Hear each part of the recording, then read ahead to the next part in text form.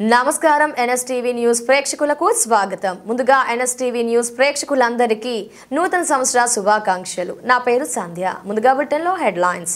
ఆంగ్ల నూతన సంవత్సరం సందర్భంగా ముఖ్యమంత్రి శ్రీ రేవంత్ రెడ్డి గారిని కలిసి బహుమతి ప్రదానం చేసి శుభాకాంక్షలు తెలిపిన మంత్రులు శ్రీ పొంగులేటి శ్రీనివాస్ రెడ్డి గారు మరియు శ్రీమతి సీతక్క గారు.